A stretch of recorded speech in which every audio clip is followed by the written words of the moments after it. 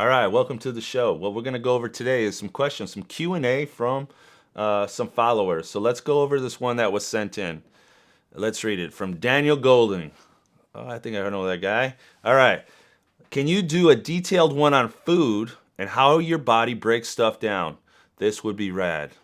Well, thanks Daniel from the 1980s. This would be rad. So what we're going to do is we're going to use the acronym KISS. Keep it simple, stupid. So what I'm going to try to do today is break this down in a simple way so you can understand and utilize it in your fitness program.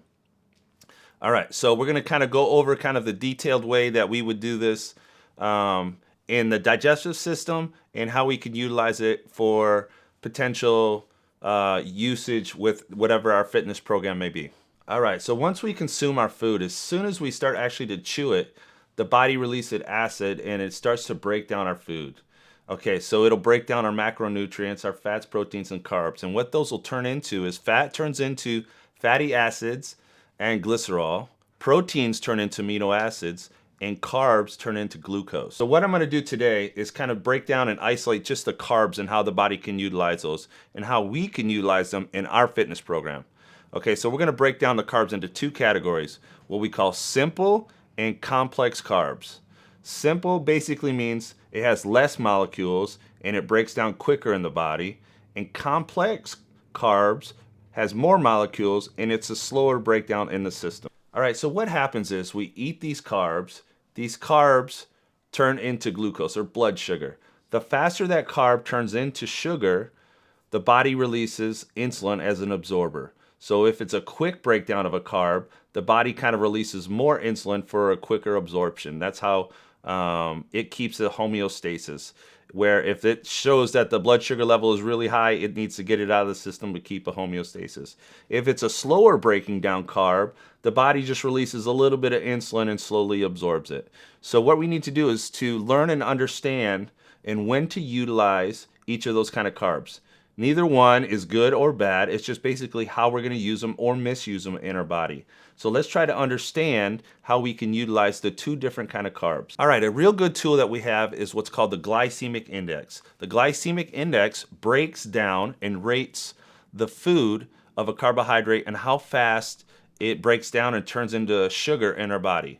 Someone who has diabetes really knows the glycemic index, and then they have to monitor their insulin levels. So what we're going to do is we're going to take a peek at the glycemic index and kind of show you how it can be used and utilized in our fitness program and understand it and basically understand the foods that we eat.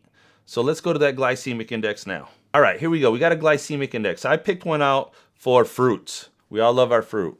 So is all fruit created equal? No. So let's look at the chart here. And as you can see, it's basically on the right-hand side. On the glycemic index, we list from 1 to 100. The lower the number, the slower it breaks down. The higher the number, the quicker it breaks down and turns to sugar. So we've got like a cherry at the high end, which is a low number, what we consider a low glycemic fruit, and it slowly turns into energy. Okay? Where on the flip side, you got something like a watermelon. It's 72, which means it breaks down really fast into your body. Typically, a good way with fruits is we call northern fruits typically are lower glycemic foods. So if it can grow in the cold weather, typically it has higher fiber, slower digestion in the body. So something that grows in the warm temperature and citrusy, it typically breaks down faster in the body. So that's a scale that we have just for fruits. Now we have that kind of scale for breads, pastas, whole grain, whole wheat, different things. So all different carbs.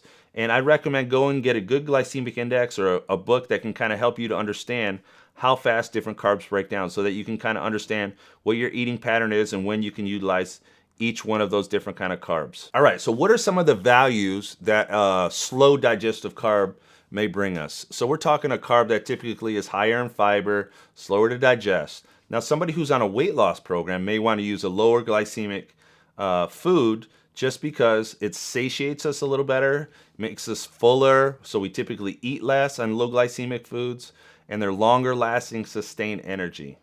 So it'll last you a little bit longer. So those are some of the good ideas that we'd use a lower glycemic index food for. Now a faster digestive carb How can we utilize that? I would say that would be great for someone who's looking to put on muscle or looking to put on size, somebody who's an athlete, someone who needs a quick energy source, a long distance runner, someone who needs faster recovery. Those are quick absorptions in the body, and we can actually utilize that for a post-workout shake or something like that too. You had a great workout, you want to recover faster, you want to get a quicker absorption carb so that it sends the proteins into the body a little bit sooner and absorbs it a little bit better. So those are some of the ways that we can take advantage of those faster digestive carbs. All right, hope that helped today in understanding there are no good carbs or bad carbs. They're just carbs. How we utilize them can either be right or wrong. So if you can do me a favor, I need you to like this video if you liked it. Tell a friend, send a friend. I want to grow this channel. And then subscribe. Let's get some subscribers out there so that I know you're liking it and I can build a platform. Okay, I'm out. If you have any more, send me some questions. Stay tuned. Leave a comment for me. I'll try to answer them. Peace.